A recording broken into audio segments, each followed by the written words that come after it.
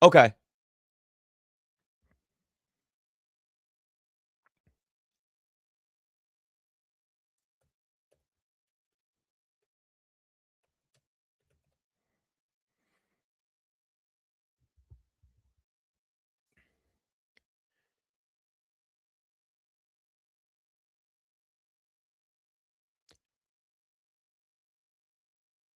I got to say, the NBA playoffs they've been an adventure, to say the least. A lot of good. Listen, some fights, some blowouts. You're going to have a little bit of that. But the one thing we can say is that they've been entertaining and they have been interesting.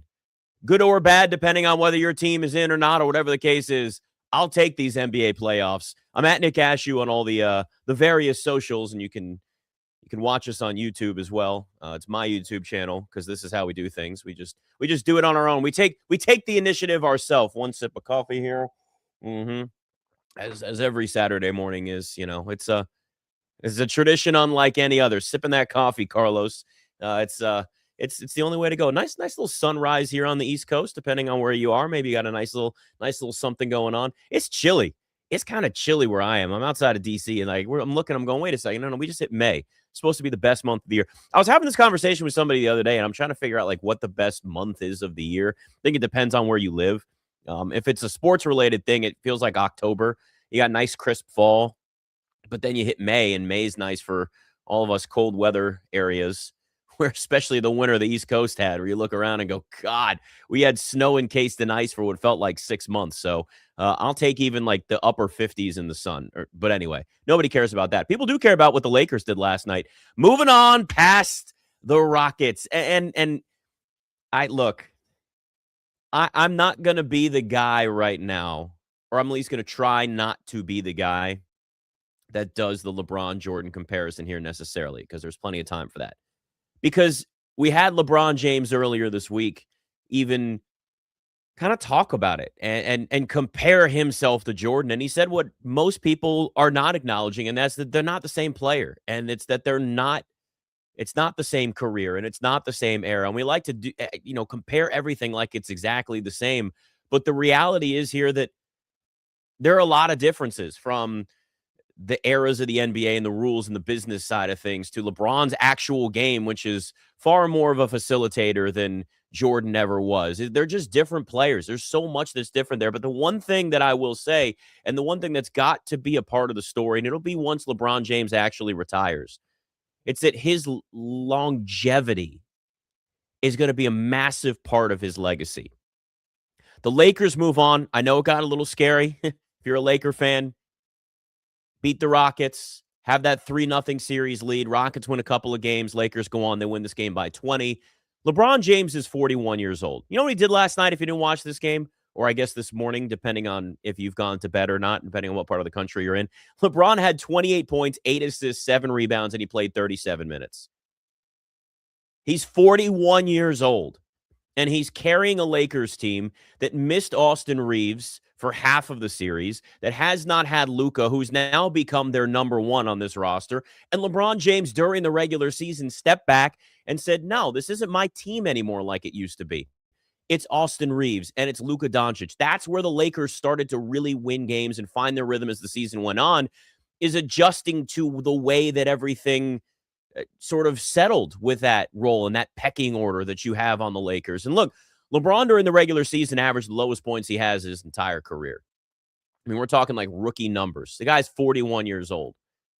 It is absolutely incredible what LeBron James has been able to do. And I understand that like the eras are different. All of this is a situation where you're comparing 90s basketball to today's basketball, and it's just not the same thing. The NBA is not the same. The rules aren't the same.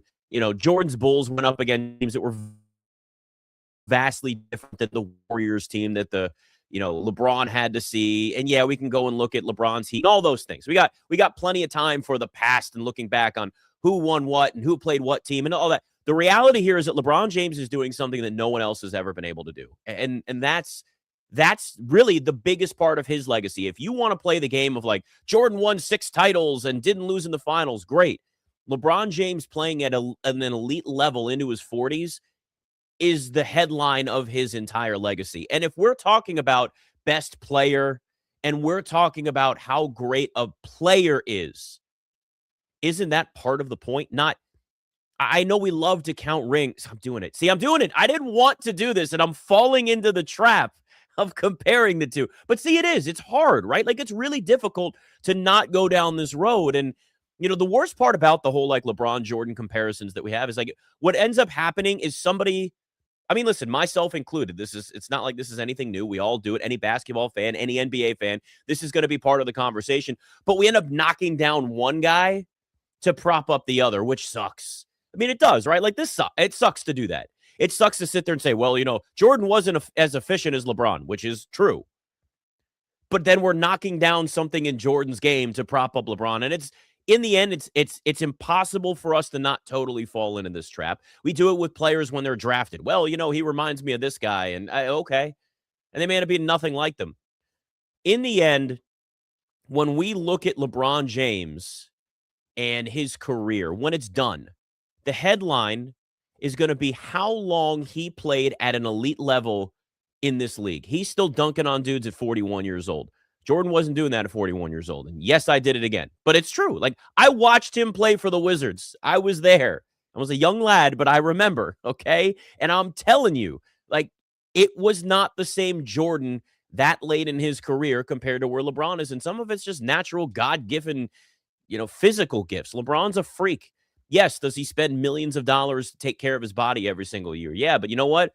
Father Time is still undefeated. And LeBron's having old man injuries this year, right? We're talking about the sciatica and the arthritis in his ankle or foot, or I don't know where it was. It was something. He's got aches and pains just like anybody else. But yet he's still going out and getting you 28, 8, and 7 in an elimination game with a Lakers team that's been undermanned this entire series. Oh, and by the way, the only bad game he had in this series when he had 10 points was after an overtime game, 48 hours before, where we played 45 minutes and had another elite game. So it's like, we look at this and it's just like, well, Jordan won 6 championships. For the love of God, look at what LeBron James has been able to do his entire career. And look at what he's doing at 41 years old. And we spend more time just breaking down the littlest things that we go and look at, like, one bad playoff game with LeBron because we live in the moment, because we sit here and there's social media and there's, we react to every different play, every different quarter, every different minute in every single game. We didn't have that with Jordan. And as time goes on, there's also nostalgia that kicks in, and it's really powerful. And it makes you forget the failures of an elite athlete, of a legend. It makes you only remember the good, right? You forget that Michael Jordan also had bad playoff games. Michael Jordan had his failures. Michael Jordan lost plenty in the playoffs to the Pistons before he started winning. Oh, and when he came back after that retirement or whatever the hell it was, it took him a while to, the Bulls weren't great at first, like, compared to where they went. Again, the whole point is that, like, when you look at living in the moment with LeBron James versus just the clouded past of Jordan and only remembering the great stuff, we overlook all the great that LeBron has now. When we get to the point where he gets into retirement and you start to forget some of these, like, 10-point playoff games or whatever the case is, that's when people will start to appreciate LeBron James, I think, even more. And now, look, it's a generational thing too. Kids growing up today that never saw Jordan play at all are only going to think of LeBron James and look at him as the GOAT. And then there's going to be the Jordan aspect of things where it's going to be, no, I remember him in the nostalgia of the 90s. And this is just how it's always going to be. There's never going to be a definitive answer because they're also very different players. But the one thing is being able to play at an elite level for such a long time. Tom Brady's another one that you think about. And, I'll say, being in D.C., Alex Ovechkin. You may not be a hockey fan, but you got to respect the way Alex Ovechkin's career has been. Over 2 decades playing at an elite level in a very physical sport. Those are the types of things that should be told more in the stories of these great athletes. It's being able to do it not just for a few years, but 2 decades, over 2 decades. That's the elite of the elite. LeBron James, after the Lakers eliminated the Rockets last night, there's a little nostalgia. You get to that point where you start thinking about the bigger picture. Here was LeBron after the game.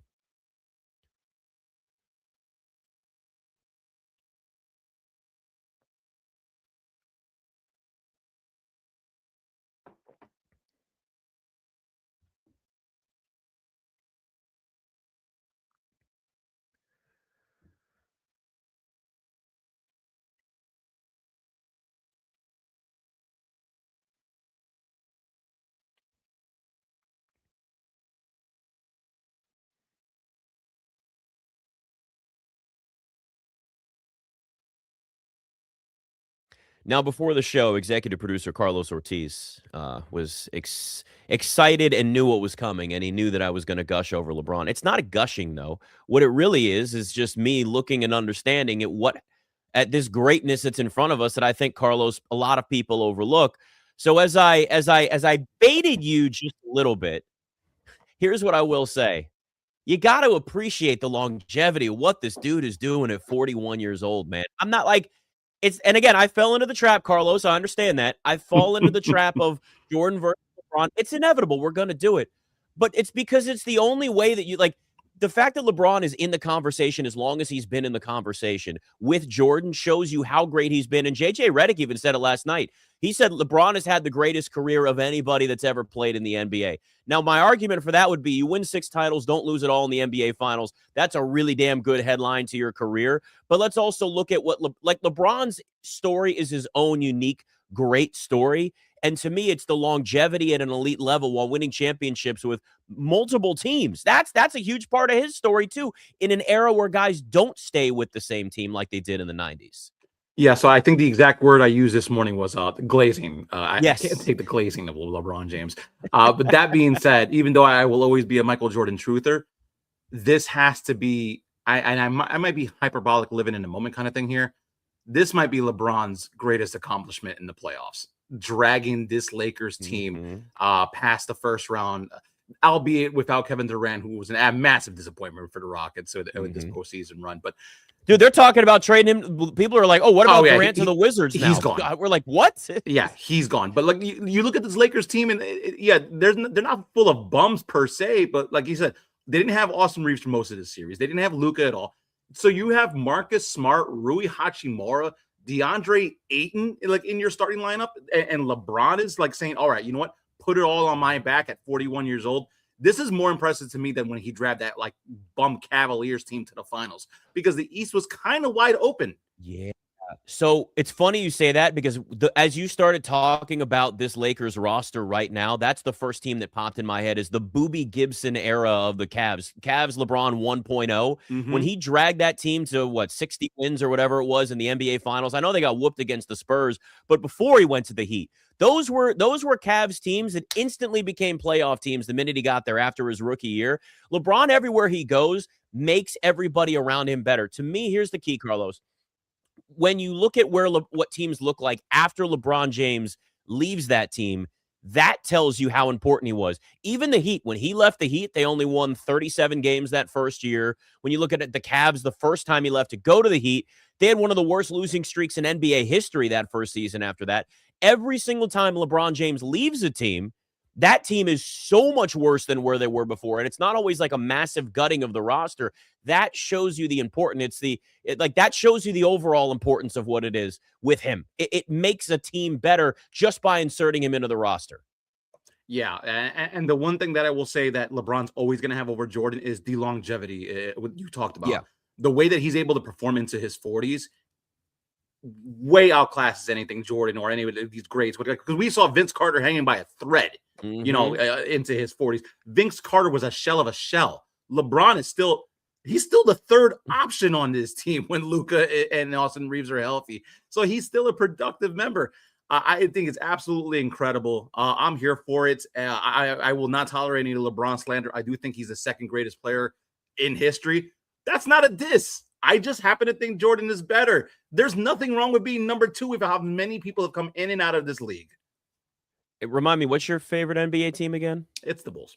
Okay. I just want to make sure we establish that real quick. They want to make sure we establish that. They are.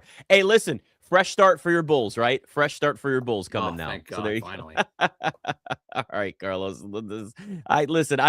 There will never be a full answer when it comes to Jordan versus LeBron, because there is no way to it's, again, a lot of this just becomes what era you grew up in, what type of NBA you liked more, what you're going to put weight on. I don't know, like the longevity is a massive part of this. And I think we'll get to that point eventually, but it takes retirement. And if we can be poetic here, it's the absence makes the heart grow fonder. As LeBron fades off into retirement, people will start to forget the losses, the bad shooting games, the moments where he maybe annoyed you in the media or whatever, and go, oh yeah, nobody in today's NBA can do what LeBron did. Nobody. And that's going to be the biggest thing. There will be a who's the next Jordan. That's always a comparison. And there's also going to be a who's the next LeBron. And we have had more players that have come closer to Jordan's type of game in a Kobe or even to a smaller and shorter time frame of a degree. Anthony Edwards, I mean, watch the way he plays. It's very similar to Jordan's game. It's harder to find somebody that is as complete of a player as LeBron James has been his entire career. All right, Celtics Sixers tonight. We got a game 7, and it's not the only one in the Eastern Conference. Are the Celtics on the verge of elimination? We're brought to you by Progressive Commercial Insurance. Protect small businesses with affordable coverage options. Quote today at progressivecommercial.com. Nick Ashew, Westwood One Sports.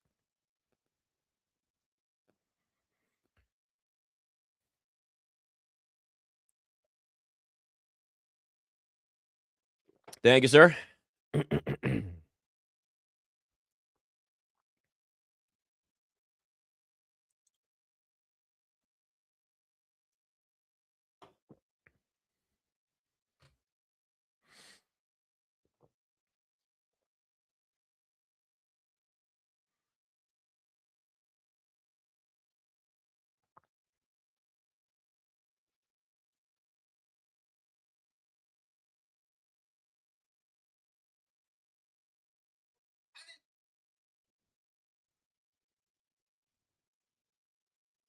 I have a conspiracy.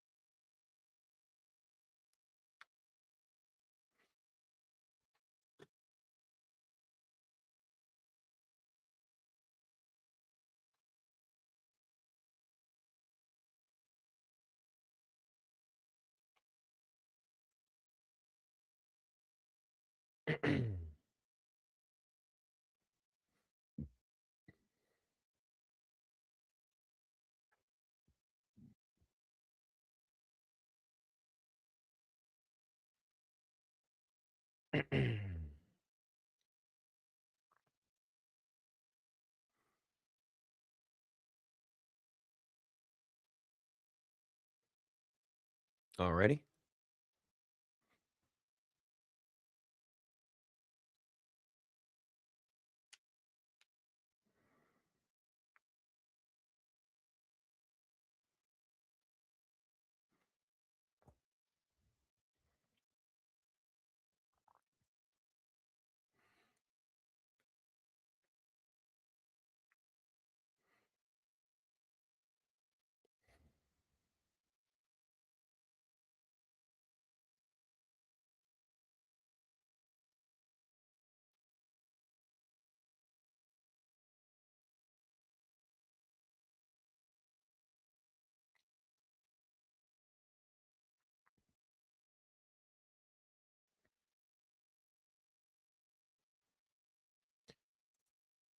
Everybody loves a game 7, right? I mean, I know I do. I think most people do. We got a Celtics Sixers game 7 coming up.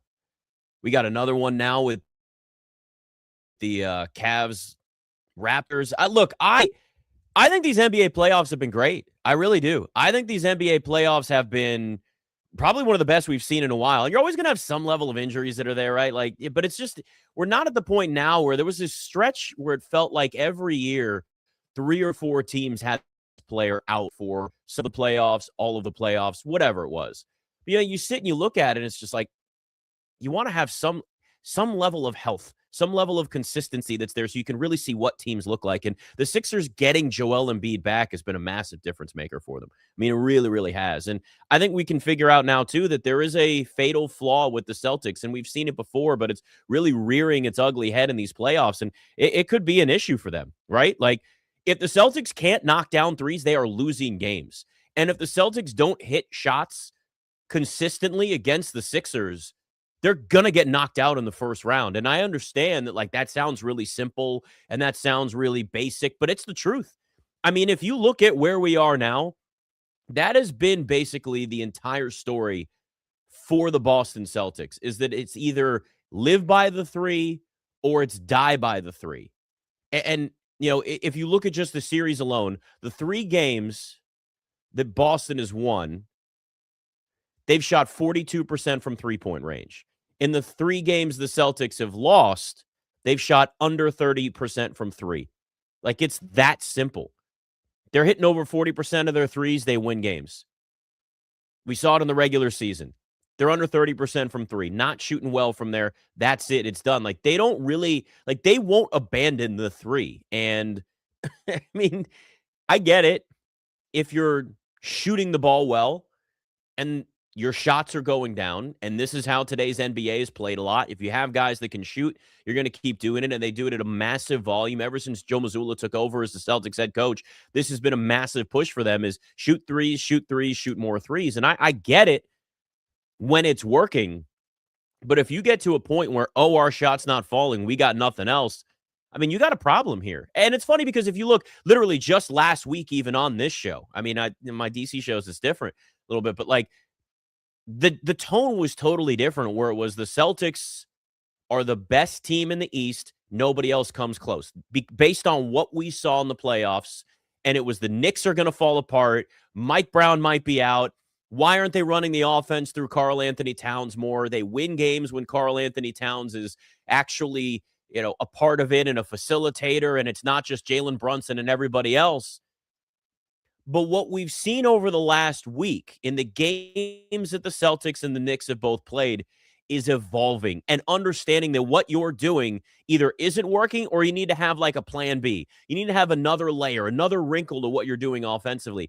And for the Knicks, it changed, right? And we talked about this literally this time last week. It was like, if you're not running the ball through Karl Anthony Towns, letting him, just get shots up, it was like, the Knicks did the difference between like just that he was averaging, I think at the end of last week. No, he was heading into last Saturday. I think it was something along the lines of like Karl Anthony Towns was averaging 12 and a half shots in the playoffs versus, 14 during the regular season. They were winning when he has assist numbers are up. They're all there. And again, it's changed since the last week. But what we've seen since that has been Mike Brown and the Knicks saying, no, we got to get Karl Anthony Towns more involved. They finish off a Hawks team blowing them out of the water. I mean, blowout after blowout after blowout when they were down 2-1 in that series. Completely changed the whole dynamic of that series. The Celtics, on the other hand, again, Joel Embiid back a couple weeks from a freaking appendectomy. Guys had some health issues, man, and he is back. And the Sixers are a better team than what their record was during the regular season when they're fully healthy. They do have talent on that roster. The difference is you see the Celtics just doing the same thing. This is what we do. We shoot threes, and if they fall, we win games. If they don't, we lose. We don't really have a plan B. You've watched the Knicks evolve. You've watched the Celtics stay rigid, and it makes you now watch and go, hold on a minute. Do we have more confidence in the Knicks than the Celtics at this point? Look, the Celtics have the experience. The Celtics have, years and years of deep playoff runs, and they've got a lot of talent on this roster. And I put a heavy weight on playoff experience. But that doesn't mean that it's the end-all, be-all. If you look at where you are at this point in the season, where every game matters so much, if you can't evolve as a team, if you can, as a coaching staff, realize we got to do things at least slightly differently, have a plan B, understand if the three-point shots aren't falling, what are we doing? One, it's trying to stop Joel Embiid, which the Celtics don't have anybody that can do that. That's one of the big fatal flaws for them, too, is that, like, when it comes to a big, they don't have that specifically in somebody that's going to stop a healthy Joel Embiid. But when you look at this, I mean, keep an eye on that Jason Tatum lower left leg injury, whatever. I think it's the same leg that he tore that Achilles on a year ago, says it's fine. We'll see. This is a different series, and it's been a different series. And I'll tell you right now, it's great for the NBA, right? This is great for the NBA. Because when you sit and look at what this has become, this is two historic teams, Sixers and Celtics, going to a Game 7. It's everything that this league wanted. But there is a chance that the Sixers knock the Celtics out. I mean, there is a possibility that that happens if the Celtics aren't knocking down shots. I'm at Nick Ashew on all the socials, streaming on the YouTube channel as well. So Nikola Jokic, on the other hand, is done. That whole thing is, I mean, it's a weird dynamic you got going on in Denver now where you almost feel like they've peaked. Like, you knew when the Bucks and Giannis peaked, they won a championship. After that, it never felt the same. They traded for Dame Lillard, and you went, no, this isn't working. And it didn't. And ever since then, it's just been, it's just, you just feel it. It's a downhill spiral for the Bucks. It's starting to feel that way a little bit in Denver. Now, I know Nikola Jokic, after a game, is not going to be happy, says he wants to be a Denver Nugget for, life, just like Giannis did, right? Giannis did the same thing. He's like, yeah, I want to play in Milwaukee forever. Here's the thing I've noticed. So there's a lot of conversation about when you look at the NBA and the era of players teaming up with each other in super teams, which are pretty much dead now at this point. But as we went through that era, a lot of these guys knew each other from growing up, playing together in tournaments and AAU and whatever, all those different things. Players that come from, the international pipeline didn't come up through AAU, didn't come up through this world where they know the other American-born stars that are there. And there's a different mindset. It's more of that old school mindset of, I want to beat the guy in front of me. I want to have this loyalty to a team that drafted me. I want to be a part of this. They're not requesting trades. They're players in just the Euro League, for example, probably the second best league in the NBA or in basketball in the world. You are not treated like a star at 18 years old. It's very rare that elite players at 18, 19 years old, whatever it is, and some of them are playing when they're freaking like 16. You're not treated like LeBron was when he came into the league or any of these other hyped stars, or we're going to see with AJ DeBonsa or Darren Peterson, these guys coming into the draft. It's different. You're not getting a lot of minutes usually. You really have to grow and earn it. So there's this humbling path you have to go through for a lot of these players. And it's just different. The league is different. The rules tend to be different. It's also why, though, I say, like, Luka at 18 years old winning EuroLeague MVP told you he was just far above and beyond everybody else. But, if you look at Nikola Jokic, he wants to be in Denver for life, he at least says. Giannis is, we know, wants out in Milwaukee, but, like, won't say it. It's this thing where he's, like, whispering quietly. You can tell, like, clearly he's got a relationship issue, but he doesn't want to really acknowledge it publicly. And you're like, dude, it's time, man. Like, this isn't working anymore. It's time you find something else. loyalty only goes so far in sports, and really, you as a fan are the only people that are actually loyal in sports. That's it. Everybody else, it's still business first. And I'm not saying that Nikola Jokic is going to ask for a trade. What I am saying is there is a frustration that's kicking in right now that you're starting to see bubble up. And The Athletic has already reported, Sam Amick has talked about this, that the entire league is going to be watching whether or not the Nuggets could be forced to trade Nikola Jokic at some point if he doesn't sign an extension. We're now on Nikola Jokic watch here. And the Nuggets were already knocked out in the first round. We've watched the level of regression and inconsistency ever since they won that championship. And what's the big thing I said before the playoffs, right? Was that if you don't get a Jamal Murray consistent series and Aaron Gordon's healthy, it can't be Nikola Jokic by himself.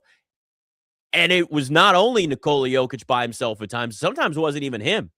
I mean, he had a horrible series. But from Nikola Jokic standards, he did not have a good series. And you're starting to get, though, at least the whispers, and this is always how it starts. It's the whispers about, hey, I don't know. He doesn't seem all that happy anymore. He might, what if this, what if that? And then that starts to become something that's it's louder and it's louder. And like, I'm seeing something right here, and I wrote this down specifically because if there's any team that would do something like this because of the assets they have, because of the future that they have, the Oklahoma City Thunder and Nikola Jokic. We are not there anytime soon. But just think about what they have to offer and what their future could be. If you're the Nuggets and Nikola Jokic doesn't sign an extension, what are you going to do? If the Thunder come knocking in a year and they're offering you 3 or 4 first-round picks and they've got $1 million still, and some other young players, because they're also going to have more draft picks with more young players, and they can't afford all the young players on that roster. The Oklahoma City Thunder could offer a package that would far exceed maybe anybody else's and still have a championship team that stays with the core while absorbing Nikola Jokic. And I know there's a million factors there, and I know there's a bunch of stuff that still has to happen, but it's crazy to think that that could be a possibility. And we're now at the point where we know Giannis is gone. We might be at a point in a year where we know Nikola Jokic is gone too. Jamal Murray was non-existent through a lot of this series, and Nikola Jokic didn't play well. I had somebody ask me this question yesterday. It was like, would you rather have right now Giannis or Nikola Jokic? I had to think for a minute. And Carlos, I see you nodding, so I'm going to bring you in on this, Carlos Ortiz, because I really struggle with this question. And I think that I lean Nikola Jokic, but hear me out. Giannis has had some injuries, but he also could age better than dad bod Nikola Jokic. But also, does the dad bod survive longer in the NBA? You get a better rim protector and defensive player in Giannis, but you get a better offensive player and shooter in Nikola Jokic. I really struggle with what this looks like. They're about the same age. They're both sitting around 31. Both of these guys in a year or two could be on different teams. They're still relatively in their primes and had great regular seasons. But we could see Nikola Jokic and Giannis both on different teams within the next 18 months in the NBA. Yeah, I was nodding my head because the answer to me was actually a little clearer. It's Jokic. Okay. I want Jokic over Giannis. All right. A lot of Giannis's game is predicated on his freak athleticism. That doesn't get better with age. Jokic with his dad bod, and you joke about it, but it's a true thing. You're not seeing Jokic, running up and down the court, slam dunking on dudes or doing freak plays. He's more of a finesse player. He has more of a, his game translates well into his later years. So I think Jokic would actually age a little bit better than Giannis. Not to say that Giannis won't be productive, but I can see the cliff for Giannis sooner than I do for Jokic. So if I'm making a trade for one of these guys, because I agree with you, I think both of them are going to be gone.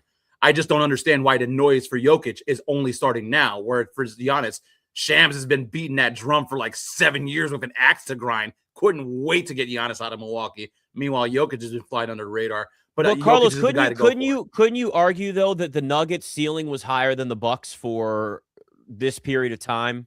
Like right now, it felt like ever since the Bucks won their championship, the arrows started pointing down. The Nuggets have still had kind of those championship aspirations in the same team that won the title. The Bucks have started tinkering with things, and Chris Middleton got hurt more and more. So I'd argue that the Bucks were trending down sooner than where the Nuggets are, where this is the first time you really look at the Nuggets and go, ooh, now this might be a thing. I just feel like the timeline started sooner with the Bucks versus where you are with the Nuggets, but now you're getting that early stage Jokic maybe out versus that's where we were a couple of years ago with the whispers around Giannis.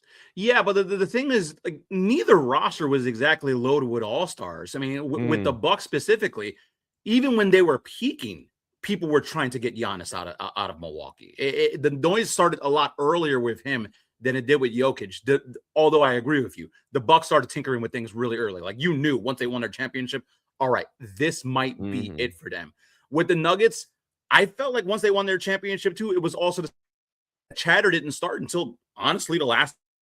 So, I don't really get why Jokic is kind of, I don't want to say, he kind of floats under the radar a little bit. You know, he jokes because, he's like, I want to go play with my horses in Serbia. He's got a big tough guy brother. So maybe a lot of people don't want him, put a target on his back for fear of retribution or whatever the case may get to be. Listen, because I don't want to square up with his brother. No.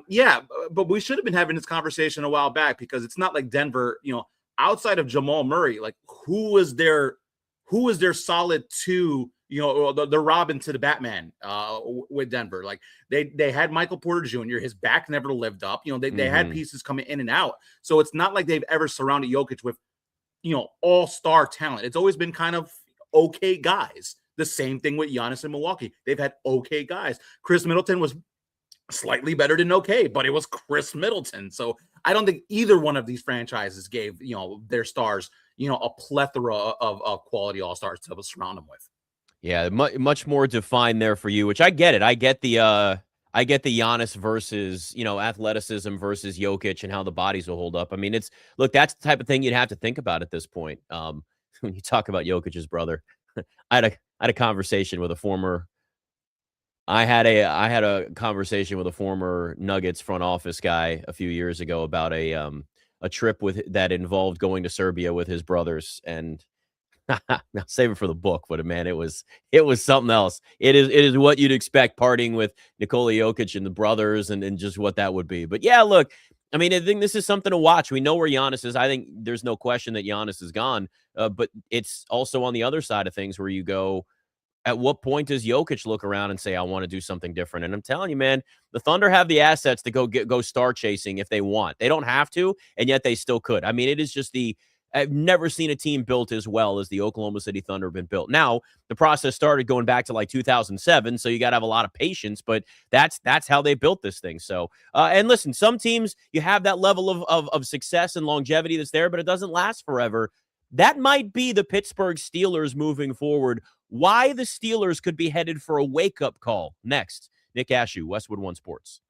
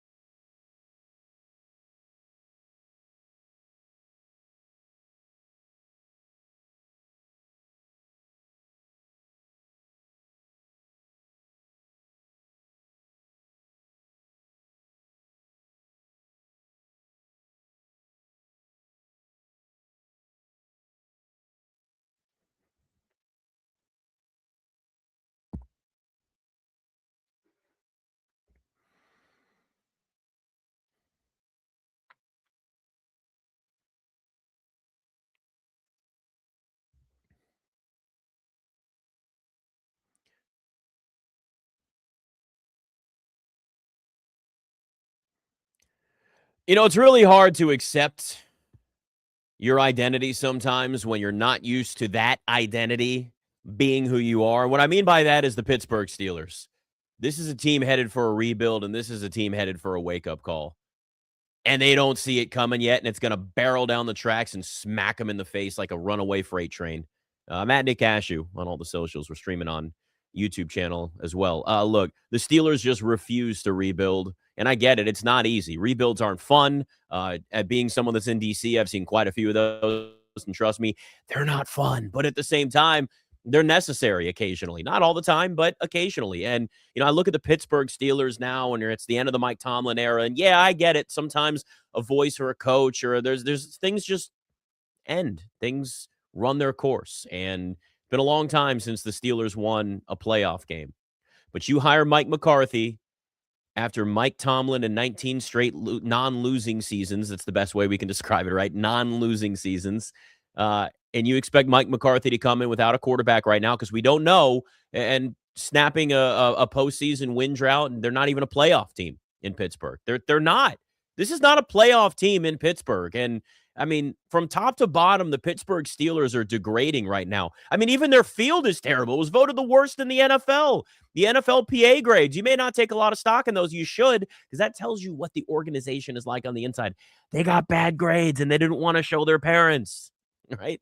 It's like, no, don't show anybody how bad we are. You're getting F minuses.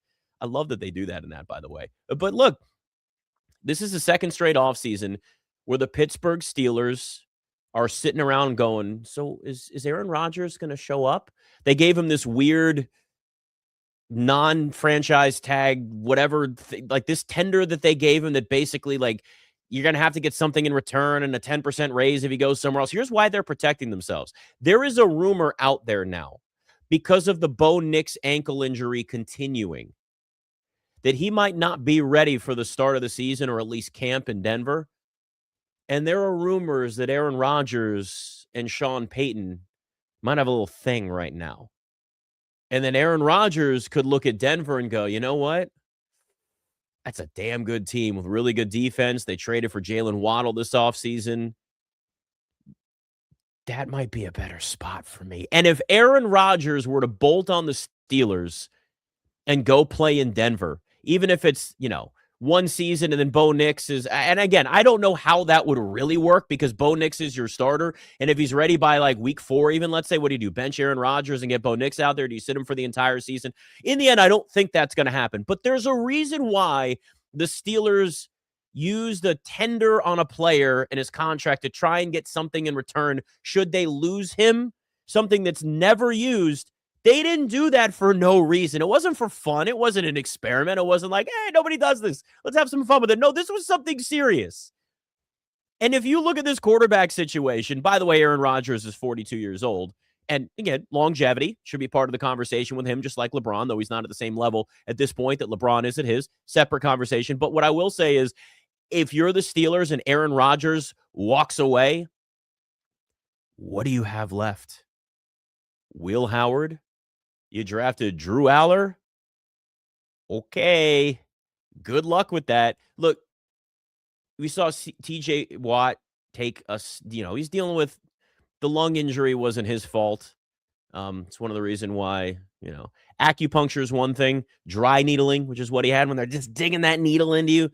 No, thanks. That's I get a lot of acupuncture. The dry needling kind of doesn't work for me, and that's what hurt TJ Watt in his lung. But, they've had some bad luck. They're seeing the word thrown around as like the Steelers are the class clown now of the NFL. I think we don't need to go that far. This is still an organization that's had a lot of success. But if you look at this refusal to really rebuild, and honestly, you can't kick the can down the road when it comes to quarterback forever in the NFL. And the Steelers haven't figured out quarterback since since Big Ben fell apart. I mean, we're going way back before Aaron Rodgers. We're going back to Ben Roethlisberger at the end of his career, where it was the ghost of Ben Roethlisberger. It wasn't even a guy that looked like he had something left in the tank. It was like watching a running back mid-season lose any ability to run the football, right? We talk about running backs just, boop, it happens. They smack into a wall, fall off a cliff, like whatever you want to describe it as. We saw that with Ben Roethlisberger, where you went, oh my God, there's nothing left for this team. How is this going to work? And they've just been kicking the can down the road, sitting there going, well, maybe this will work. Maybe Kenny Pickett. Let's reach and take Kenny Pickett in the first round. Maybe that. Nope. He's not a starting quarterback in the NFL. Aaron Rodgers will save us. Okay, but what after Aaron Rodgers? What are you going to do? Now, I granted, this offseason was not an offseason to go looking for quarterback. You didn't have him in the draft. You didn't have him in free agency. I mean, you could have gone Kyler Murray or Tua. Like, is that really going to be? I would argue that, honestly, if I was the Steelers, maybe you go that route, but that's still short term. So you better hope that Aaron Rodgers comes back, because you could have at least had a bridge for a year or two with Tua or Kyler Murray and give them a shot.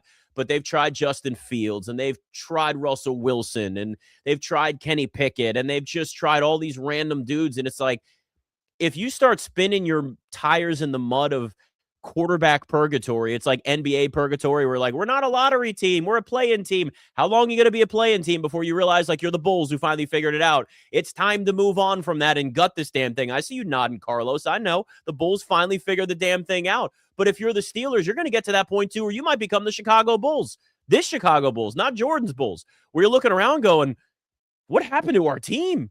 And if you don't have a quarterback in the NFL, you will always be limited. You'll always have a lower ceiling.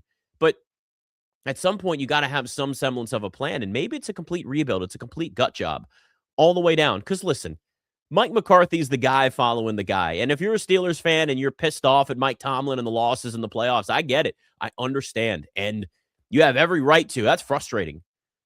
But you're going to find very quickly that higher floor with Mike Tomlin's a whole lot better than where things could go with Mike McCarthy in this roster. If there is no Aaron Rodgers on the Steelers, they're screwed.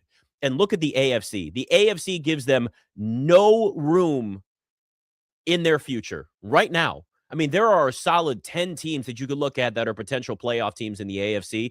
And the Steelers made the playoffs last year with 10 wins, might not be in the conversation this season.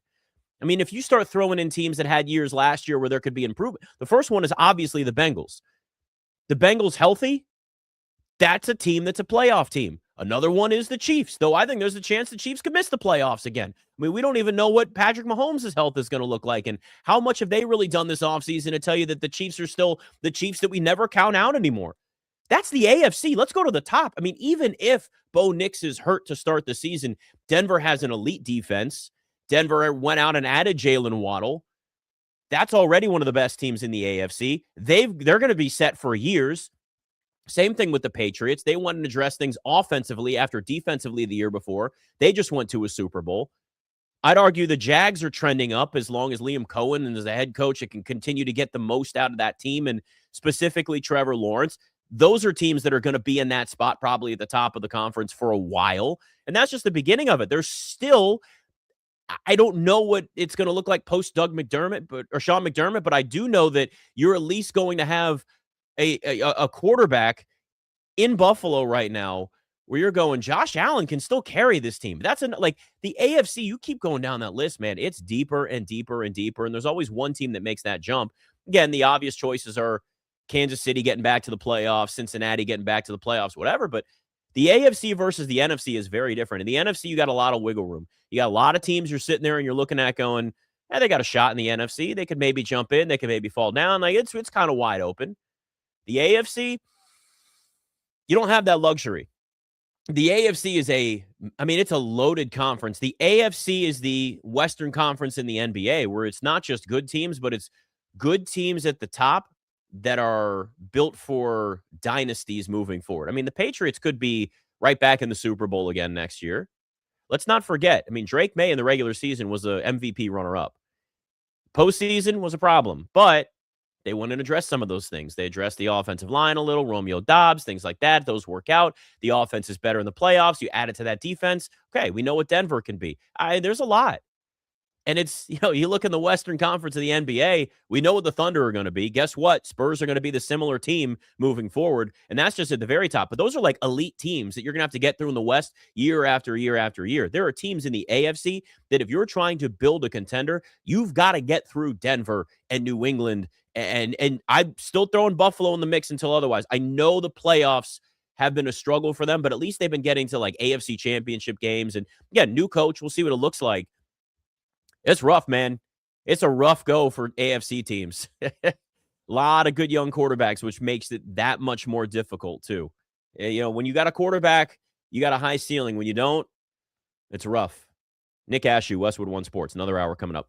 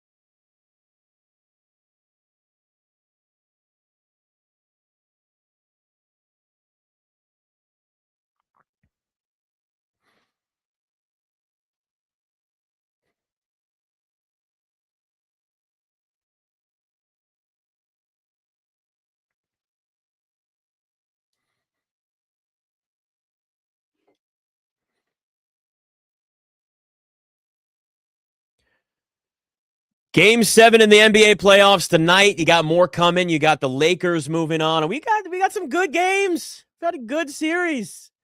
And I get it, in the past, there's been and listen, we don't talk much hockey on this show, but what I will say is Stanley Cup playoffs have tended to give you a lot of those crazy games over the years. That's always the knock hockey fans will give you. We have better playoffs. Not this year. Again, there's always going to be blowouts. It happens. You had the Lakers win by 20 last night over the Rockets, but it's still been a great series. You got to look at like the big picture in the series. You got a 7-game series. You're going to have some blowouts. You're going to have some bad games. You're going to have some nights where somebody's off. It's how it works. It's just you got a large sample size there. But I will say this, like we talked about last hour, LeBron is just, I mean, at 41 years old, he's doing inhuman things.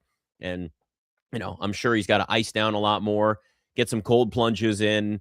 But, I mean, to do the things that he's done at 41, I had somebody, an NBA guy that was on one of my DC shows the other day, and he described it perfectly. It was that game against the Rockets where he had the late steal and the turnovers where the Rockets kind of melted down. That steal when LeBron knocked the ball away from Reed Shepherd, the way he bent down and just was able to knock that ball away, it was described to me as that's a young man's move. It's like, it's true. He's doing stuff at 41 where you're like, the dude just does a lot of yoga, I guess. I don't know. Listen, let's be real. It's all physical gifts, and it's just natural, God-given abilities that most people just don't have. And, like I said last hour, I think this is it's about the longevity is a big part of LeBron James's legacy. And I think that, like, to be able to do what he's done at such a elite level is, I mean, it's difficult to do it for a few years, let alone 2+ decades, the way LeBron has. So Matt Nick Ashew on all the socials, streaming on my YouTube channel as well. If you want to jump on there, and of course it'll be there throughout the day and forever, because everything lives on forever if you want to watch that. The Knicks, suddenly now a team. And now, again, this is coming from a Knicks fan. This is somebody that's grown up and suffered a lot. Again, there are very few people in this world that are both Knicks fans and we'll go back to when the name was different, Redskins fans, because that's when it was really, really bad. There are very few people that have suffered as a sports fan as much as me. I have probably one friend that I know of that's a Knicks and Redskins / Commanders fan. But when you go back and look at that, it's like, I know suffering. I know bad teams. I know what it's like to just watch and go, why are all my teams the butt of everybody's jokes? Why are they so terrible? So for so long, when I've looked at the Knicks, like I said this last week, right? Like, yes, there is a jaded mindset that I still have, though they've built a team that's a playoff team. You question some of the decisions they're making, and you question what the team can look like as they get deeper and deeper in the playoffs. And this time last week, we looked at the Knicks and went, oh my God, they're going to lose to the Hawks in the first round. Mike Brown refused to change things up, and it was all about Jalen Brunson, and you're watching going, is Mikal Bridges ever going to play basketball again? I mean, what has happened to him? Why are you not giving the ball to Karl Anthony Towns more? Why is this team so one-dimensional? And they had a choice, down 2-1 to the Hawks. The Knicks had a choice to roll over and keep doing the same thing and be stubborn and, no, we're going to do this, because those are the worst coaches. The coaches that look around and say, this is how I do things, it will never change. That's a very old school coach mentality. The best coaches evolve with what's going on in a series, in a season, with a roster, especially depending on where the injuries are, whatever the case is. If you look at right now what the Knicks have done over the last week versus this time last week, night and day. It is a night and day difference. 4th consecutive season they've gone on the second round of the playoffs, which, yes, that's a standard that matters to this team. But they just blew the Hawks out of the water to wrap the series up. And at one point, they were up 61 points in a playoff game on the road in Atlanta. They set a playoff record with a 47-point halftime lead in that game. They had a 43-6 run at one point. 43-6 run. They outscored the Hawks 43-6 at one point over a stretch. It still blows my mind that score was what it was when it's like 75-25 at one point. It was like 60-19. Somebody pointed this out to me too, that it was a very similar score to the first Space Jam score, and the Monstars were up on the Toon Squad. Like, that's how bad it was. The Atlanta Hawks became the Toon Squad, and the Knicks became the Monstars in that game. It was unreal. And if you look at those 3 games after the Knicks were down 2-1, all blowouts. Everything was a blowout. Just beating the hell out of the Hawks. OG Anunoby's been good this whole series, but Mikal Bridges even came back. Karl Anthony Towns had another triple-double in that game 6, and like all this stuff happened. But the bigger picture here is that the Knicks aren't just in survival mode. They're in, evolving mode. That's not really a thing, but we're going to make it a thing. We're going to make evolving mode an actual thing. I'm just making it up as we go here because there's not really a phrase for that. So we've now created that. We are branding that as evolving mode for the Knicks. They've shifted. Look, you could have sat there if you were Mike Brown and say, no, this team runs through Jalen Brunson. And it's not like Jalen Brunson hasn't still been massively involved in every one of these wins that they've had, but it's that they've gone more than just Jalen Brunson. Karl Anthony Towns, look, as goofy as he is at times watching him play, where you go, how is this guy an NBA player? I mean, he looks so clumsy, and he's fumbling around. He's running up the court, his arms flailing like a wacky waving inflatable arm flailing tube man, and he's making these passes where it's just like, what are you doing? And the faces, like, again, people that do the impressions of Karl Anthony Towns on Instagram and TikTok, I'm like, yo, you're a spot on. Like, if you watch it, it is real. You go, oh, I can't unsee it now. But he can play. And when he's used as more of a, facilitator where the offense also runs through him and it's not just Jalen Brunson, and Karl Anthony Towns is kind of the centerpiece of that, and you're allowing him to get out there and stretch the floor. He's getting some shots up, but he's also involved as a passer. He's had 2 triple-doubles now in this series. It's changed things. And that's a credit to Mike Brown, and that's a credit to the Knicks and the entire coaching staff, because you're a team now that is opposed to the Celtics, who are like, we live by the 3 and we die by the 3, and that's the way that it's going to be. Well, okay, good luck with that, because if the threes aren't falling, you're in trouble. The Knicks now have given themselves layers of success. And look, this team was built to beat the Celtics. That was their goal. That's why they traded for OG Anunoby, a wing that can defend, that can shoot threes.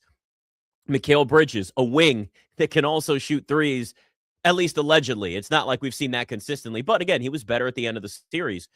They built this team specifically for that. They built this team to go through the Celtics, to be ready for the playoffs, to be able to defend, but to be able to shoot. I mean, that is today's NBA. 3-and-D wings, you got to have them. It's like edge rushers in the NFL. You have to have them. That's just, if you think you have enough, get more. Just continue to load up on them. But the fact that they outscored the Knicks, or the Knicks outscored the Hawks by 96 points over the final 3 games. I mean, good God. 3 games, a plus 96-point differential. That's a monster number.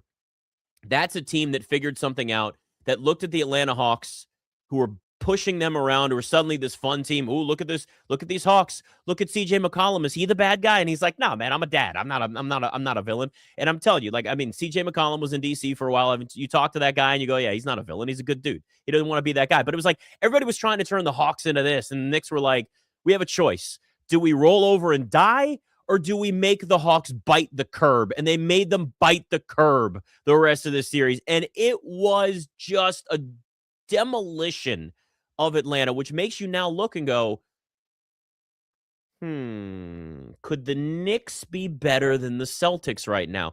Now, this is where it gets a little bit more complicated, right? Because if you're going to look at what the Celtics have done over the course of history, they've got a lot of playoff experience.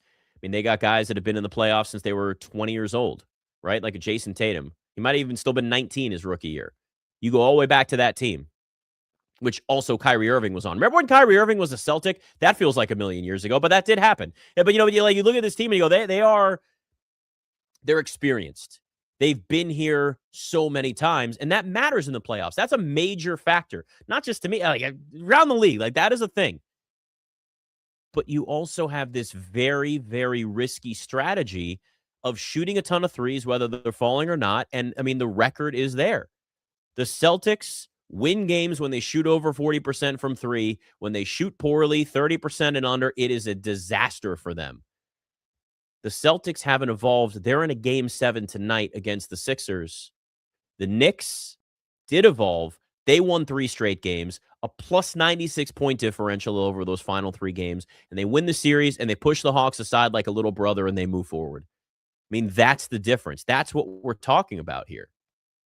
So it makes you start to wonder whether this might be the Knicks' time. And yeah, they had success against the Celtics in the regular season. Yeah, they beat him in the playoffs last year, but Jason Tatum tore his Achilles at that point. So what would the rest of that series have looked like? The Knicks were competitive there, but it wasn't the same. The series definitely shifted when Jason Tatum got hurt. But the Knicks did have success against the Celtics during the regular season, which makes you sit and at least go, this might not be Celtics and everybody else like it felt before. But some of this is just you have to prove it, right? You've got to go through those bumps and bruises. You've got to go through those playoff losses. You've got to go through those second-round losses and the growth as a team in the playoffs to get to the point where you could be considered a title contender that people trust. Really, that's what a lot of this comes down to, is being a title contender that people trust. You have to actually just prove it, and it doesn't happen overnight with teams. Now, the Knicks went the anti-Thunder roster, right? Like they went, which is very risky in the NBA. They went the anti-Thunder roster where they've traded picks, and this organization has done it before in other ways, but it was built with more of a plan this time around. Wings, 3-and-D wings, things run through Jalen Brunson. Leon Rose was right about that. Karl Anthony Towns now utilized the right way, makes you think he actually still belongs on this roster. And you look at a team like the Thunder or a team like the Spurs, it was all based on draft picks and developing players and doing things right in the lottery. There's more than one way to build a championship contender, but you still have to go through that rite of passage, right? The Knicks collectively at this group have not been together that long. They got to show that they can win those big playoff games. The difference is before, when they went to the Eastern Conference Finals or even those second-round losses or whatever, they're getting worn down because Tom Thibodeau's like, I'm going to play you guys 1,000,000 minutes, and you're going to play until you're exhausted, and then you're going to play some more. And it's like, dude, you're not a drill sergeant, man. Like, you got to have a little bit of depth. And that was what essentially ruined his chances to continue to be the head coach in the Knicks. They signed him to an extension. They go to the Eastern Conference Finals. They look around and go, nah, we changed our mind. Of course, we all know what happened. The Knicks tried to steal everybody else's wife, and they were like, no, you can't go out on a date with them. So they're like, well, Mike Brown's our guy, I guess. We'll try this out. And it kind of worked, and then it kind of didn't. And it's been a question all year. And listen, your first year as a head coach trying to change the system and the way you approach it, make them more of an offensive team. There's a lot of moving parts with the Knicks. They've been figuring it out all year. Maybe they finally figured this thing out. Maybe this is finally the blueprint for them to be a team that gets to the finals. And listen, a Thunder Knicks finals is pretty damn good, right? These playoffs are starting to bring us a lot of teams that are rising to the point where they could keep this consistent roster together, and we're starting to get some real rivalries. And that's what you ask for in the NBA. The Thunder are going to be where they are for a while. The Knicks, this roster is going to get expensive. We're going to have to talk about Karl Anthony Towns and his status. So, like, this may not look exactly the same. The Spurs are going to look really similar. The Pistons, who stayed alive last night, probably going to look similar. Have to add another piece after Cade Cunningham. They'll need another. But, you look around at a lot of these rosters, the NBA has made it harder for teams to just completely gut things and start over. You don't have that turnover of like one and dones that you feel in college. It's different in the NBA. And they made free agency less of a route to rebuild your team just based on, contracts, and most guys re-sign, which is what the NBA wanted because it's like $70 million more. And then they go, all right, cool. Now that I got my money, I'd like to get traded now. They're like, but you just re-signed. They don't care. Trades are a little bit more difficult. You got this second apron and the dreaded second apron that's there. I think that goes away at some point. Again, the knee-jerk reactions from the NBA to change things, but it has made it harder. But in some ways, we do want it to be a little more difficult, right? You want teams to have a level of continuity and guys not just changing team year after year after year, because when you get good rivalries and you get great playoff series, that's how things grow. And I mean, look, I know Pistons Magic is not as glamorous. That might become a nice little rivalry too. And the Pistons were on the brink of elimination. They were down 62-38 with 11 minutes to go in the third quarter. Facing elimination on the road, they won by 14. Orlando missed, wait for it if you didn't know this, 23 consecutive shots. The Orlando Magic turned back to the Magic that we once saw that couldn't shoot. That was my biggest thing. I loved the under in that game too, right? Because I looked at it and said, can the Magic keep shooting this way? Couldn't. Desmond Bane's not knocking down shots like that. Once he was shooting, it was great. And it's like Paolo Banchero is 45 in game 5, goes 0 for 8 from 3 in game 6, finished with 17 points. When he disappeared, the Magic had nothing. The Magic went back to last year's. It's like they were Cinderella for a while. They went back to a pumpkin. right? The classic cliche analogy, but it's so true. You watch the Magic, thought they were broken. They suddenly wake up in the play-in tournament. They go in and they punch the Pistons in the face, and you're like, ooh, this could be fun for years. These two teams play this way, physical. Those people that want the, the old heads, you want that old school NBA. I want teams to hate each other and fight, and we're bad boy Pistons. Well, we don't really want football, but it felt like this was getting to that point. And then the Magic woke up and went, let's start missing shots again. They remembered who they still were. I think the Pistons can still end up winning the series. Cavs Raptors is going to a game 7. Awesome overtime game last night. RJ Barrett hitting a 30-foot three that bounced 50 feet in the air and drops in. And that's the game winner. You're watching this going, this is fun too. And hell, even if you're the Cavs, like, this is a team that's tried to build themselves into being an NBA champion. And they're doing it the way the Knicks have kind of done it. There's just a lot. There's a lot of potential great rivalries in the NBA. I can feel an era really shifting. You really can. You feel like there's an era that's starting to shift in the NBA where you look and see good series and you see teams that have cores that might stick together for a while and it's consistent. And then you realize, oh, this is what it used to be. Look, I'm all for player empowerment. I'm all for guys having an opportunity to control where they live, where they work. Like, that's essentially what that is in free agency, but it got out of control for a while. The NBA might have figured this out just enough to where we're going to have some longevity with some of these rosters. There's always going to be turnover. There's always going to be stars asking for trades. But we're getting to a point where it's a little more balanced out in the NBA, and that's good for business, and the ratings are proving it. The ratings have been through the roof for the NBA this year, especially in the playoffs. Now, granted, they're on a million different platforms, and it's easy access, and people are like, ooh, I'll watch this because Prime is pumping it in your face. If you're not really an NBA fan, you're like, maybe I'll give this a shot. The numbers have proved that it works. We're brought to you by Progressive Commercial Insurance, protecting your business vehicles 24/7. See if you can save at progressivecommercial.com. Nick Ashew, Westwood One Sports.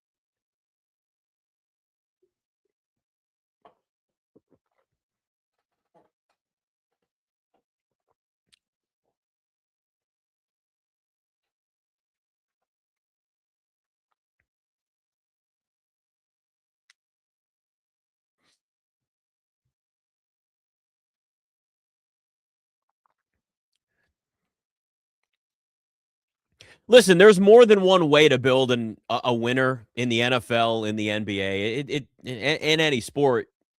It's just there is also a level of risk in however you approach that. And here's what I mean by that. If you look at the NBA right now, you got the Knicks winning games with a completely built roster through free agency and trades. You got the Thunder building a dynasty, and the Spurs a year or so behind that in terms of that, all built through the draft for the most part. Again, there's a little free agency in that, but mostly built through the draft.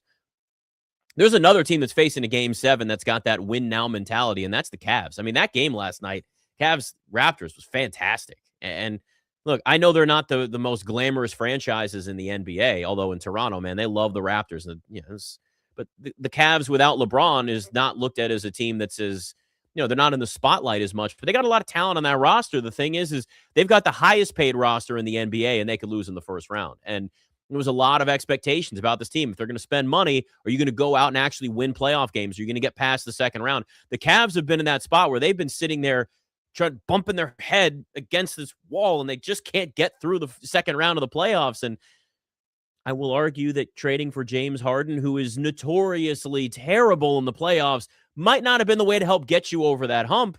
But this now comes down to a game 7 for them, where they've got to show that this roster is worth being where it is, because Donovan Mitchell's going to be up for a contract extension soon. And, what does that mean for James Harden? Do you keep him around? Like, do you start trading guys away? Look, the Cavs have a lot of talent on their team, and I would argue that if they were a team that, I don't know, if they were the Lakers and built with that roster, people would probably look at them as a team that has higher expectations, because you got a couple of bigs that can, defend. Like, they're built with a lot of talent in a lot of different areas. They're balanced, but they just can't seem to get over that hump. And it's not just talent. It's not just the talent that gets you through. It's how you approach things mentally in the playoffs. Are you calm in those clutch situations? Do you melt down when things aren't going your way? You're not shooting the ball well early. I mean, again, give the Pistons credit last night. Pistons were getting blown out by the Magic. Their season was almost done. They come back and whoop them. The Knicks evolved. Down 2-1 to the Hawks. They come back, curb stomp the Hawks the rest of the way and win the series. And it's like, you got to have that mentality in the playoffs if you want to get through. And look, the Cavs are a more talented team than the Raptors, but at the same time, if you lose game 7, what does that mean for the Cavs this offseason? They might be a team that other teams in the NBA start to raid. Do the Cavs look at this and go, should we go after Giannis this offseason? Should we? And honestly, if you're the Bucks, you get a couple of bigs out of that. You get some picks. Like, there's an opportunity there where the Cavs, and the way that roster is, if it does not work the way that it's built, you might see Cleveland involved in some big trades this offseason.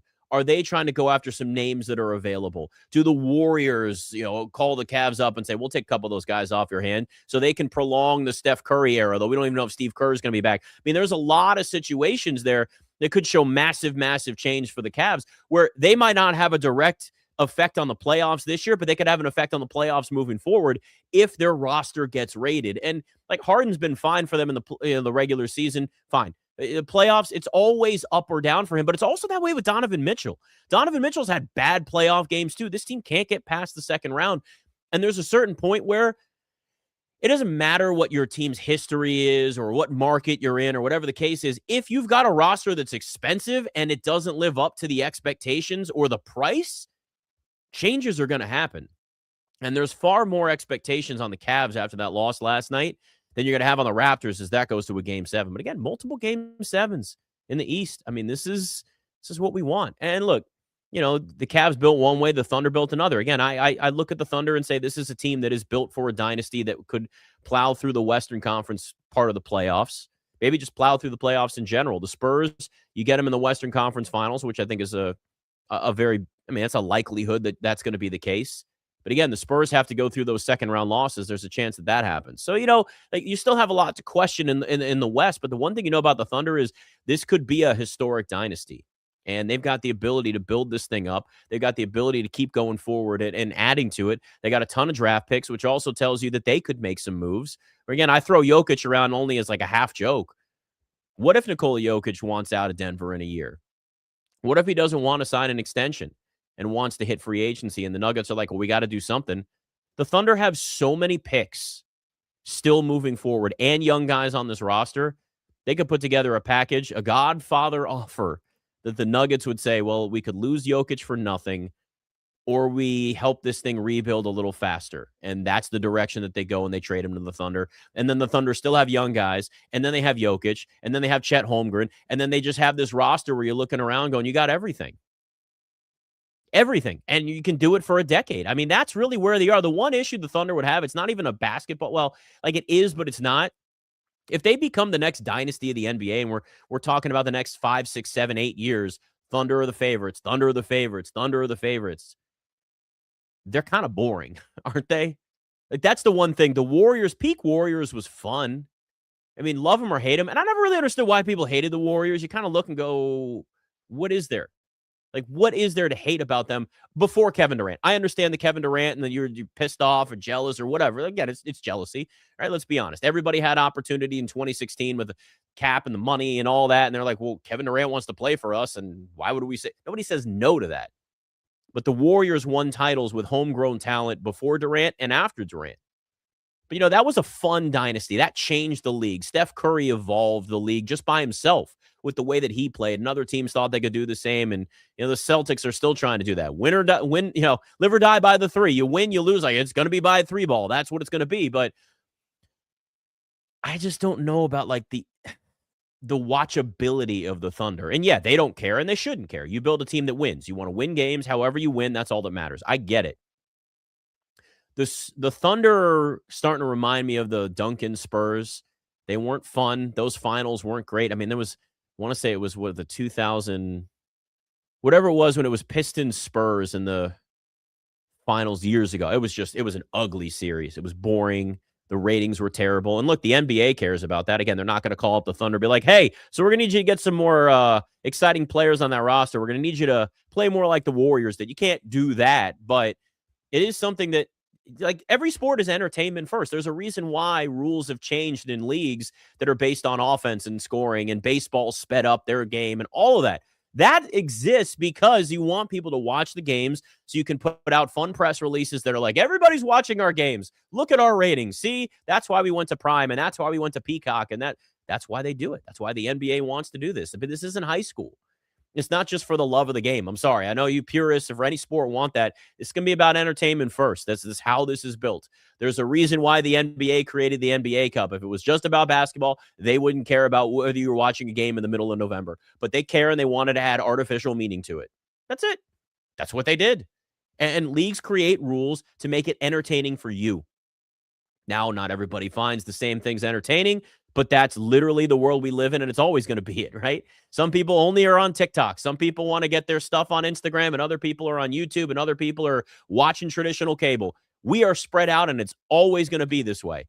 But, possession after possession with the Thunder, you watch them, and it's kind of a rock fight in some ways, right? It's this drive, lean, stop, contact, wait, go to the free throw line. SGA is going to the free throw line a ton, and then it's a whole big thing, and it's a problem, and like the whistle blows, and the defense is changing, and replays, and the game slow down, and it's like, oh, this is so boring.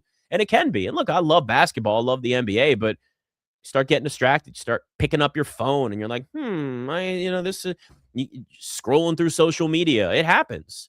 But the Thunder are going to be here a while. And even as the core will probably stay relatively the same, there are going to be a lot of other pieces that are added or changed to it. But they've built the best way to put it is probably the small market way, right? Where you're building through the draft, and you're building with the ability to identify talent and say they can translate to the NBA, and they work in our system, and they work on our roster, and they work on our league, and all that. And they're not really appointment viewing, but they're really good. I think the only way that the Thunder become that polarizing dynasty that rings that emotional bell for you is if they're just hated. And that might be what it is, because dynasties elevate a league. It's good. You want rivalries, but you do want a dynasty. You want that one team that everybody hates. That was the Patriots for years. That became the Warriors for years. Teams that win and win consistently tend to get hated by fan bases outside of their own fan base. It's just how this thing works. And, if you are the Thunder, again, they're not thinking about any of this, but it does involve the league. The NBA cares, as we know. And NBA cares. That is actually a thing. Yeah, the NBA cares. We want the game to be worth watching for you. So we're going to make new rules so the Thunder, no. But, like, you want to pull viewers in. You don't want to push them away. And I think, even go back to the Jordan Bulls. They were hated, right? But they were polarizing. I mean, it wasn't just Jordan. It was Dennis Rodman. It was Scottie Pippen. It was Tony Kukoc. It was, Kobe and Shaq for a while in that era before that got broken up. That was polarizing. Kobe and Shaq, I mean, one of the great what-ifs in NBA history. What they could have been had they stayed together. Their games complemented each other so well in that era. Curry and the Warriors, right? Steph and the Warriors was polarizing in its peak in its own way. I'd even argue to a smaller degree, and it's not really, I wouldn't call it a dynasty because they lost two, but LeBron's Heat were absolutely polarizing, and they were the hated team. And I understand why people hated that era. I don't like calling that a dynasty because it wasn't long enough.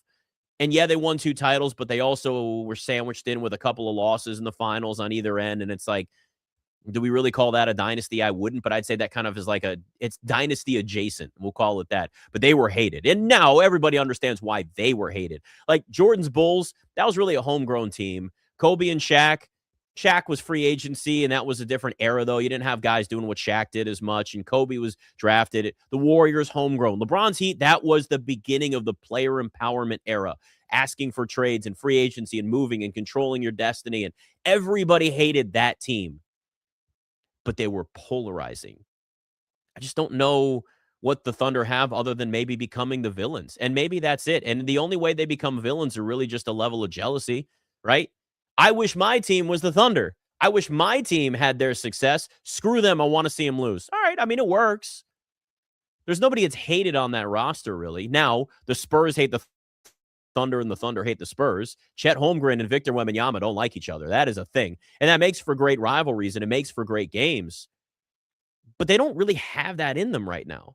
It just feels like a team that you look at and go, damn, I respect the hell out of them. I'm not really that person, though, that hates the team because they win. I didn't hate the Patriots, mainly because I'd watch the Redskins going, I wish we could have that thing going on. That would be nice. So it would just been jealousy of anything else there. But if teams do it the right way, to me, it's just, that's the blueprint.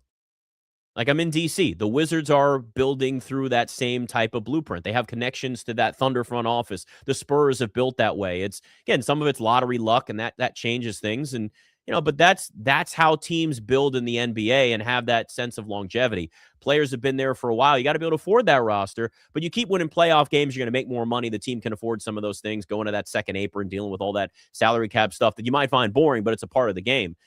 But that's really the only way the Thunder kind of get to that point where they're truly hated, because they're dominating. I mean, the Thunder have been dominating teams for 2 years. That point differential, all these things, the way they're winning by 10, 20, 30 points, whatever. I mean, it's a big part of their story. And right now you just look at it, it's this insanely young team with a lot of talent that's been constructed over a long period of time. It was a slow cook, right?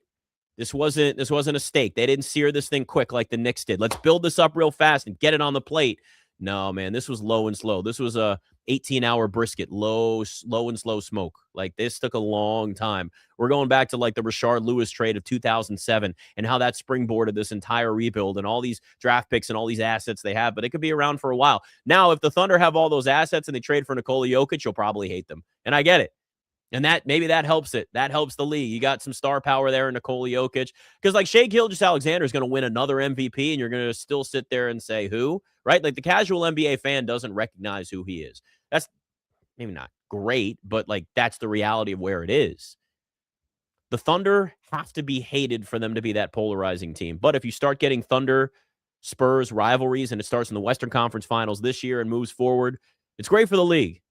It is. And they're built the right way. That is the mold for today's NBA, and it's how it used to be. So anybody who wants that old school NBA, you should love the Thunder, because that's kind of what you're getting there. We may not have a Patrick Ewing or a young Shaq or David Robinson or Akeem Olajuwon playing in the post like that, but again, bigs are just different. It's Chet Holmgren and his waving arms too.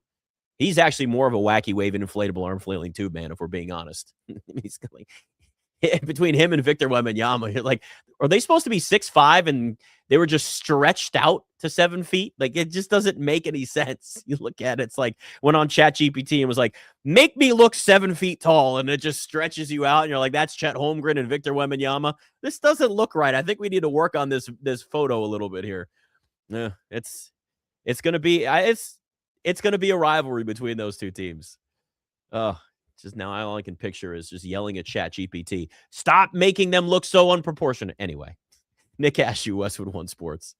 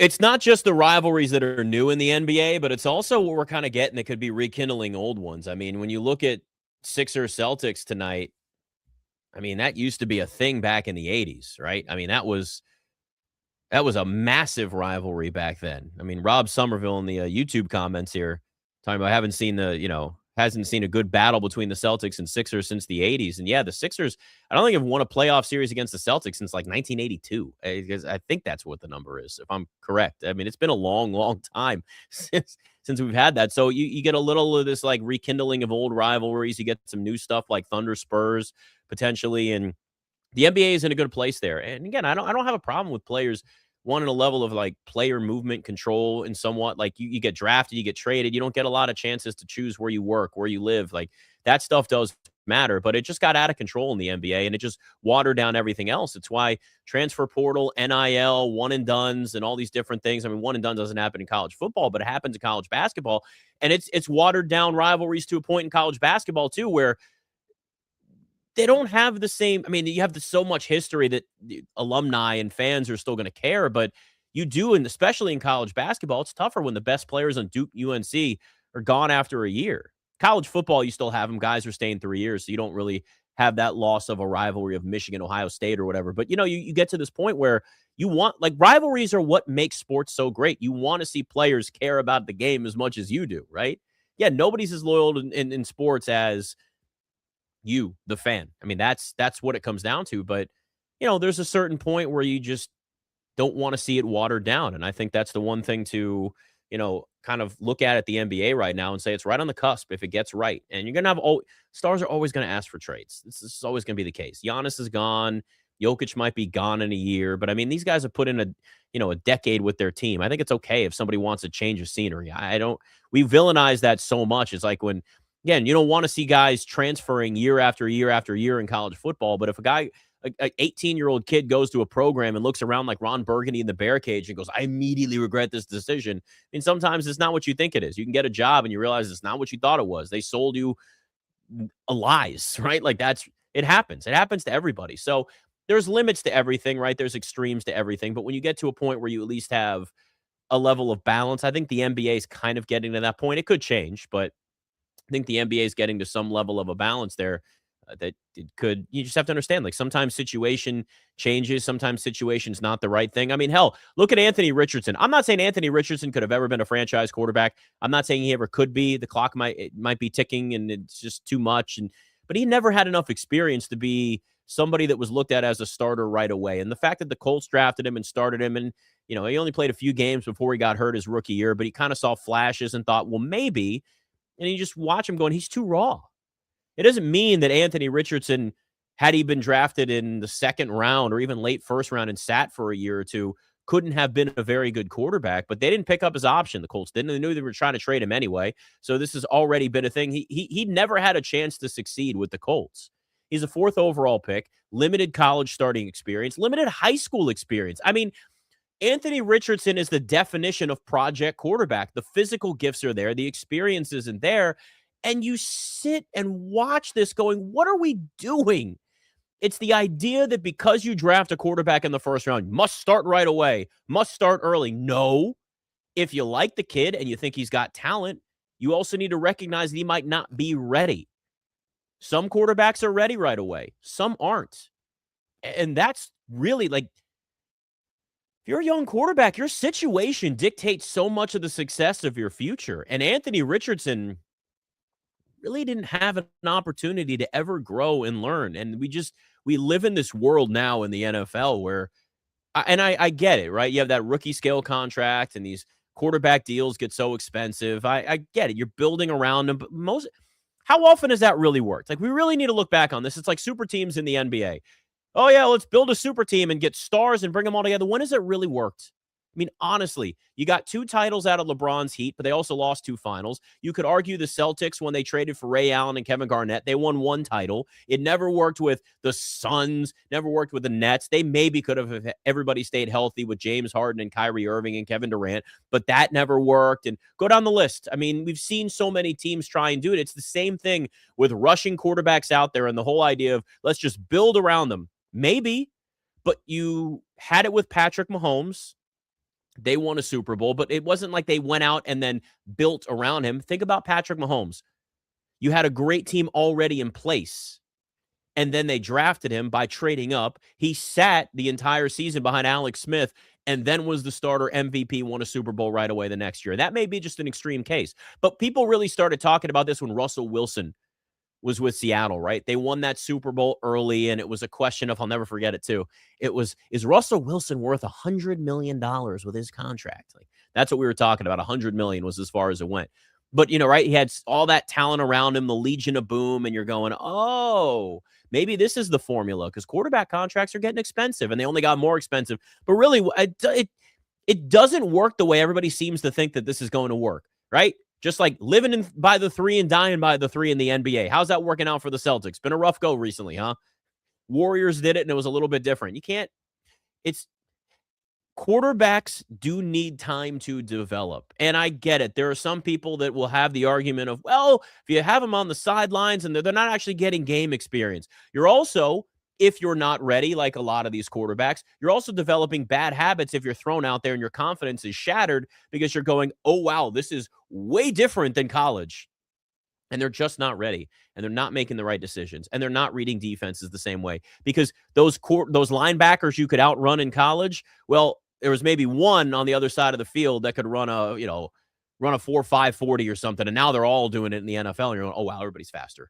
Everybody's quicker. Everybody's quicker to the ball. Everybody reads an offense better. Whatever the case is, they're blitzing, whatever.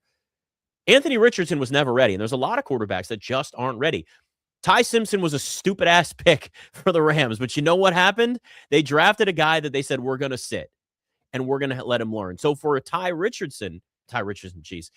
Simpson, he's in a position as a quarterback, as a young player who did not have a lot of experience in college, started 15 games. It's not that much. He's going to sit. He's going to learn. He's going to be in Sean McVay's system. Whether Sean McVay wanted him or not, he's going to observe. He's going to absorb. He's going to learn, and he's going to play behind Matt Stafford. So at least he's in a position to succeed. Was it a wasted pick for the Rams? Yes.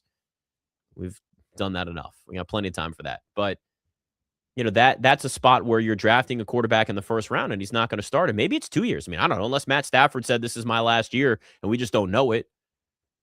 It's a great spot for him. But you got to put quarterbacks in a position where they can learn. And it's not always about throwing them out on the field right away. I don't know what Anthony Richardson's future is. It kind of feels like that guy that's going to be, oh, we can get more out of him. Oh, we can help him. And it just doesn't really pan out, and he kind of fades out of the league. It's not totally his fault where he was drafted, but at the same time, for him, if he's not traded and he's still on the Colts roster and he plays behind Daniel Jones whenever he's healthy or whatever this situation looks like, he's got to find his next spot as a place where he can go and learn from offensive coordinators and head coaches that know how to develop quarterbacks. And we've seen it. I mean, again, we've seen the growth of Baker Mayfield. We've seen the growth of Sam Darnold. And maybe Daniel Jones is part of that, right? Some of that was just getting away from the Giants and that whole situation. But you got to be able to take that time to actually grow and learn a little bit. And Anthony Richardson's not going to have it where he is. And, it's where it goes. It's wasted time for him there. We see teams doing this so often. I did see this too before we go. So Duke basketball is going to have 3 games on Prime. They're like standalone games in I think one's in Madison Square Garden. They're in, neutral sites, things like that. But they have a standalone deal with Amazon Prime to have these games streaming on Prime, and players are going to actually have NIL deals to help promote the game. Guys, this is the new model. I'm telling you now, you're going to see more and more of this, because now platforms, streaming networks, you need to promote it, and you have the ability to pay college players. It's one thing in the NBA, those deals are a little bit tighter. You have more freedom in college. This is a great way to have an individual player. You could just do a selfie video on Instagram talking about prepping for that game against Wisconsin or whoever, and it's Duke and Wisconsin. I think that one of those games might be Duke, Wisconsin. I can't remember for sure, but it doesn't matter. The point is that they're going to have these games that are going to be promoted as individual events versus just part of a college basketball schedule. This is coming, whether you like it or not. These tech companies that have these streaming platforms, they are coming for all of the rights. They're coming for your sports. and it's going to be a thing. And of course it's Duke. Why wouldn't it be Duke? And there, you want to talk about team people hate. People hate Duke, right? So it's a polarizing program that people are either going to love or hate, but they're going to watch it. And it's going to be good games, standalone games, big venues. Sports are eventized, all right? Duke on Prime, players doing selfie videos, NIL deals. Love it. All right, if you missed anything, podcast will be up. YouTube as well. Nick Ashew, Westwood One Sports.